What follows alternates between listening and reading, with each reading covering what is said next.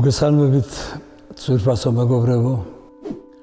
ვაგრძელებთ ჩვენებას ფილმისას, რომელსაც ქვია წერალი და ერის კირთება. ეს ფილმი გახლავთ 12 სერიანი.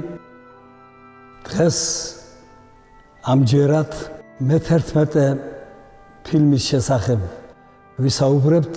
ქართველი მწერლის გზა დასაბამიდან მოაგვამამდე როგორ შეასრულა ქართველმა მწერალმა თავისი ღვთიური ვალი ერის წინაშე, ამის შესახებ ვისაუბრებთ ჩვენი მოკრძალებული საუბრებით.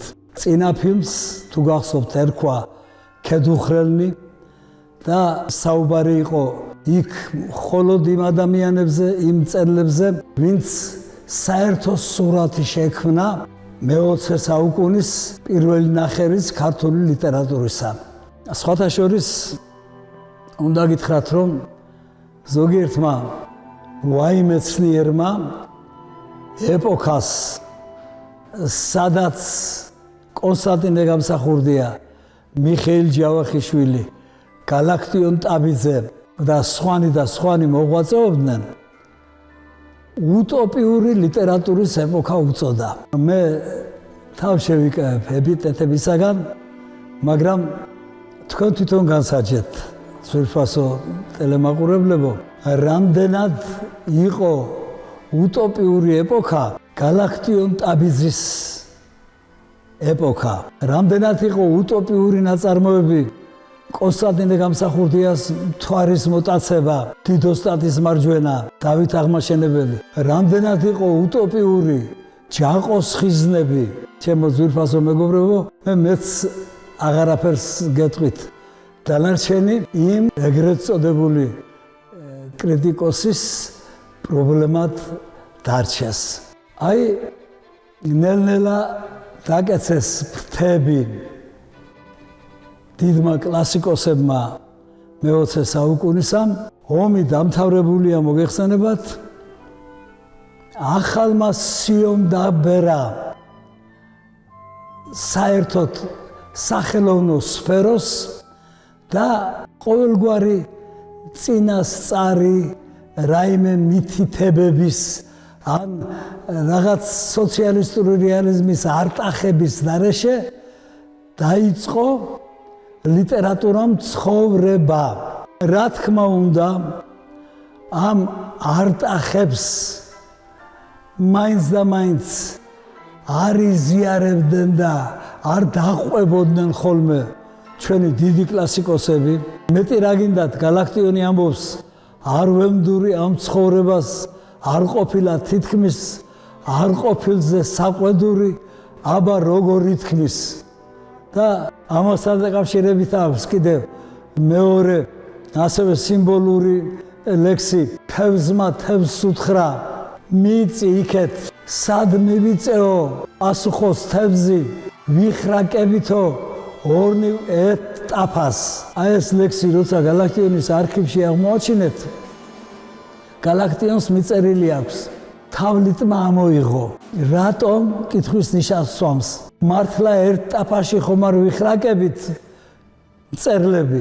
ასეა თუ ისე შესრულდა დიდი ამოცანა ქართული ლიტერატურისა და გამოჩნდა კიდევ ერთი უაღრესად საინტერესო პოეტი, რომელსაც ხშირად მიმართავენ დღესაც ციტირებისას, როგორც სიტყვასთან დამოკიდებულების უბრწყინვალეს ნიმუშ, ქართული ფოლკლორით გაჯერებულ ლექსს და ამავე დროს საოცარი გულწრფელობით სავსე პოეზიას. მე ვფიქრობ, მე-20 საუკუნის პოეტთა შორის გალაქტიონის შემდეგ მე დანომრვა ძალიან არ მიყვარს მწერლების და პოეტების საერთოდ, მაგრამ ერთ-ერთი გამორჩეული შოთა ნიშნიანიძე გახლავთ. შოთა ნიშნიანიძე, რომელმაც თავიდანვე ასე განსაზღვრა, ასე მოკრძალებით ამოცანა თავის პოეზიას.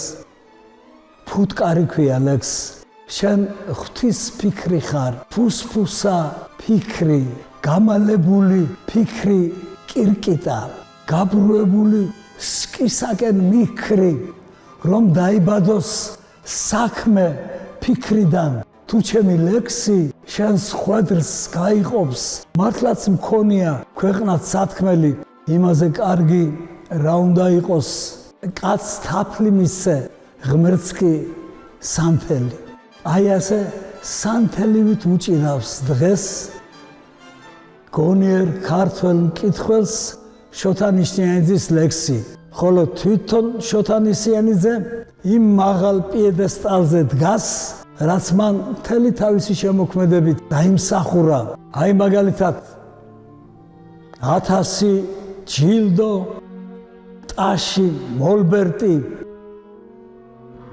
ვინც სიკვდილს თავი არ მოარიდა, კაცობრიობა რომ არ დაბერდეს, ჰეი, ვინ მოდის მან მომავლიდან, შეძახებს შოთა ნიშნიანიძე მომავალს სამშობლოს გადარჩენისთვის, სამშობლოსათვის ბრძოლის იდეითაა შთაგონებული მისი ბიჭები. აი, ისტორიაში შემოსული პატარ-პატარა ბიჭები გმირებად, გავროში, გრენადერებზე იქეთ-აქეთ დახტის, რომ რამე უშველოს დაჭრილ გრენადერებს და როდესაც მას მეისტორიე ხელს მოკიდებს, შენ აქ რა გინდა პატარა ბიჭოვო? გავროში პასუხობს, ვერ გადამარჩენ, მე უნდა მოუკვდეს საფრანგეთისთვის.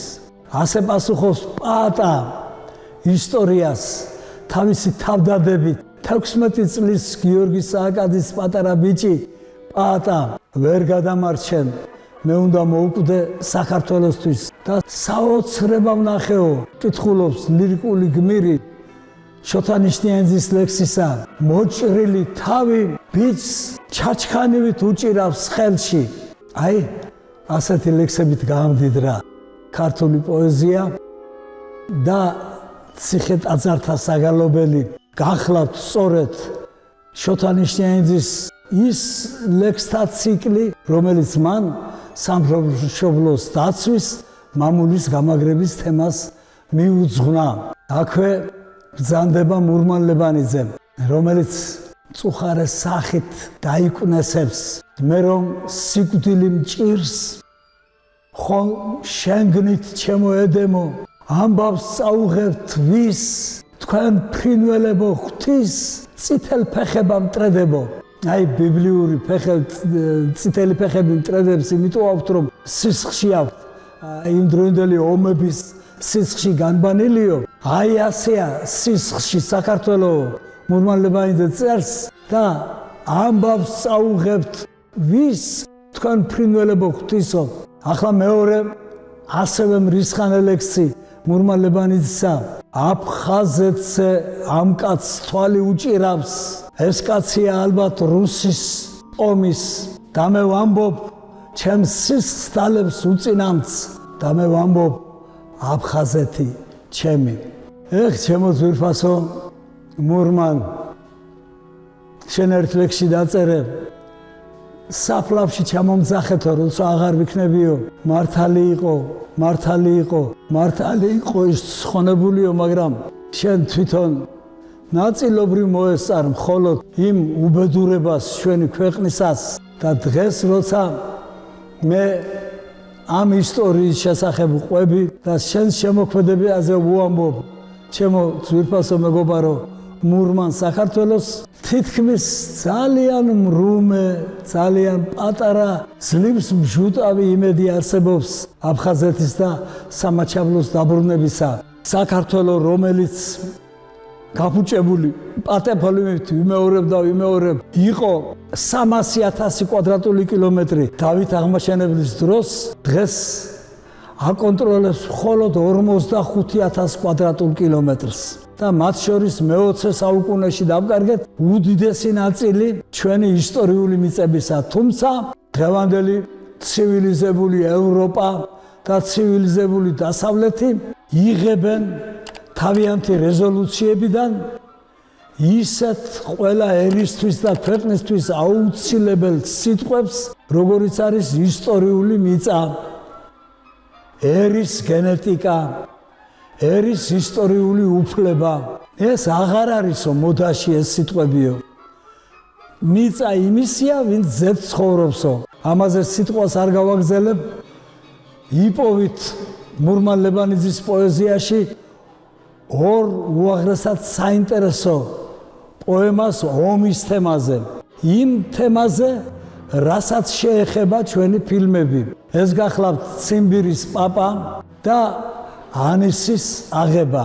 ციმბირის პაპაც და ანისის აღებაც საქართველოს იმ ისტორიულ პიროვნებათა შესახებ ღაღადებენ, რომელთაც დიდი კვალი დააჩნიეს ქართულ სულს, მისი რაინდული სულის რანდვისთვის და მისი ძლიერების, მისი სულის ძლიერების გამოსახატავად.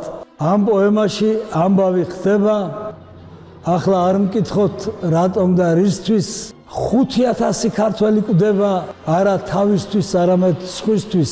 ასე იწყება პოემა ანისის აღება. დავით აღმაშენებლის ლაშქრობა ანისში, ლაშქრობა მხოლოდ და მხოლოდ დავით აღმაშენებლის სურვილით კი არა, ისევ მოძმე სომეხთა თხოვნით, რომ ქართველი მეფე მისულიყო და ანისი გაენთავისუფლებინა, ისევ შემოემტკიცებინა ეს ისტორიული სომხური მიწა სომხეთისათვის, რომლის დიდი ნაწილიც იმ დროისათვის ისტორიული ძნელბედობის გამო საქართველოს შემადგენლობაში იყო.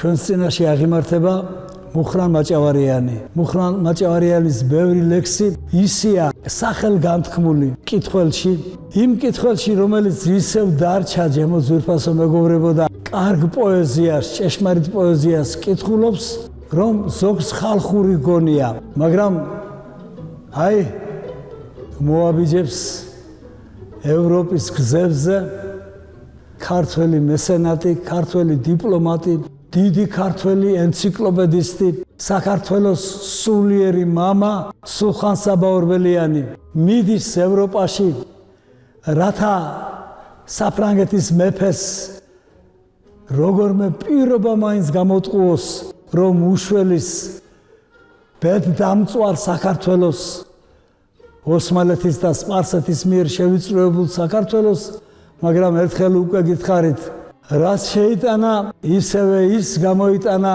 იმ უბედური ვერსალიდან ელჩმან ქართლისამ და საქართველოსთვის მომგებიანი და ამ ლექსისთვის, ამ ბალადისთვის ძალიან საინტერესო ცრემლის მომრევის პასაჟი ის გახლავთ, რომ მოაბიჯებს საქართველოსკენ საფრანგეთის მეფეთაგან გაწმილებული სულხან საბა ორბელიანი.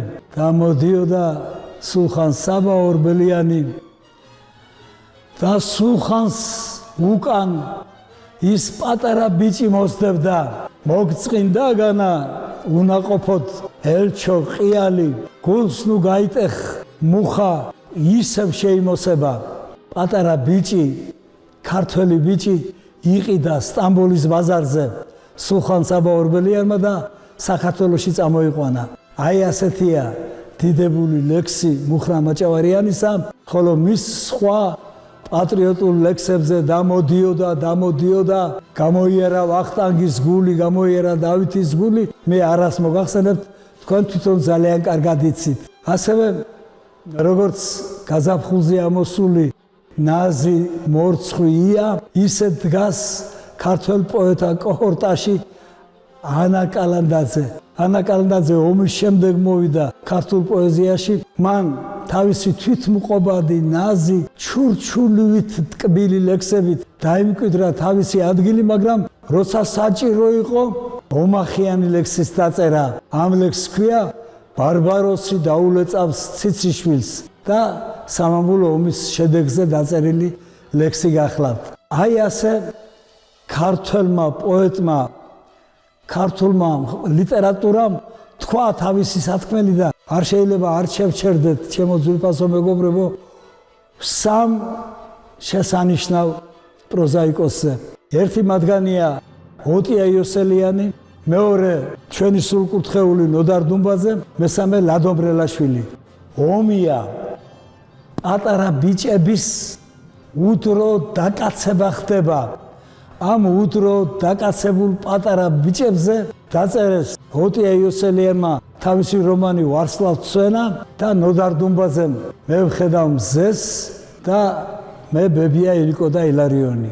მე ბებია ილიკო და ილარიონიც ასევე გურიაში გაზრდილ პატარა ბიჭზე და მე ვხედავ მზეს აი სოსოია მამალაძეზე გახლავთ დაწერილი სურიკელა ვაშალომიძე და სოსოია მამალაძე ლიტერატურულ პერსონაჟებად სამუდამოდ შერჩნენ ჩვენს მწერლობას რა მართალი პასაჟები როგორი ეპიზოდები აი მაგალითად ერთს ჩვენი უდროობის გამო მხოლოდ ერთს გეტყვი მე ვხედავ მზეში არის აი ასეთი სიუჟეტი სოფლის პოსტალიონი სოფლის შეკრებაზე გამოიტანს თავის ჩანთას წერილებს დაყრის მაგიდაზე და ამბობს არ შემიძლია მეც კაცი ვარ გამიგეთ მეზობლებო ისე ხშირად მოდის ჩვენი ბიჭების დაღუპვის ცნობა რა პირით მოვიტანო მე ეს დეპეშები თქვენთან აგერ ვყრი თქვენ თვითონ გაინაწილეთ მე აღარ შემიძლია მე მივდივარ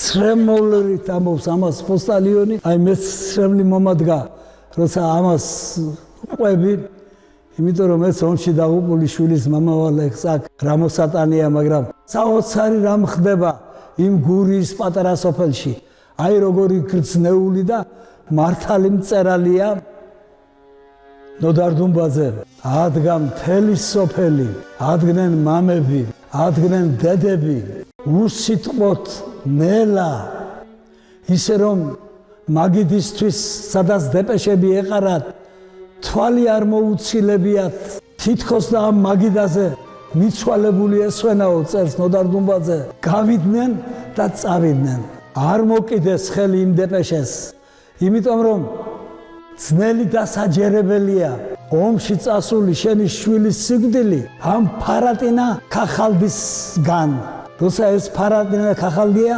მაცნეთ ასევე მშვენიერი რომანი დაწერა მე ვიტყვი პირდაპირ იმ დროის პროზის მშვენება რომელსაც ქვია ყაბახი პროზაიკოსმა ლადომ რელაშვილმა აი ამ წერლებმა და კიდევ რამდენიმე მათგანმა ვინაც იტვირთა ქართული ლიტერატურის 50-იანი წლების წერლობის დიდი ტვირთი და მე-20 საუკუნის ბოლომდე ატარებს მათ ტვირთი მოუღუნავად ვაჟკაცურად პირნათლად გამოესარჩნენ დაჩაგრულ და საწყალ კაცს ლიტერატურას თითქოს ენა დაუთმა მაგრამ ის დაბდაფების ცემა რაიც ჩვენ ვახტანგ გორგასლის და დავით აღმაშენებლის ლაშქრობის დროს ჩაგვესმოდა აქაც ისმის მე-20 საუკუნის 50-იანელთა შემოქმედებაში. მადლობთ ყურადღებისათვის. დღეისთვის ეს ვიკმაროთ ჩემო ძვირფასო მეგობრებო. შემდეგ ჩვენი საუბრის თემა იქნება ის მაინც ბრუნავს. შევეხებით თანამედროვე ქართულ ისტორიულ პროცესს და თანამედროვე ქართველ მწერალთა შემოქმედებას. უმეტესობა მათგანი დღეს ცოცხალი გახლავთ. ისინი ჩემი მეგობრები და კოლეგები არიან და მათ შესახებ საუბარი რა ძნელია მოგეხსენებათ აი ახლა ვიგრძენი ის ტვირთი რომელიც ავიღე მე როცა დავთანხმდი აი ამ 12 სერიანი ფილმის შესახებ საუბრის დროს მაგრამ რა გაეწყობა რა კი ავიღე ბოლომდე უნდა გავწიო მადლობთ ყურადღებისათვის თქვენ გაგიმარჯვოთ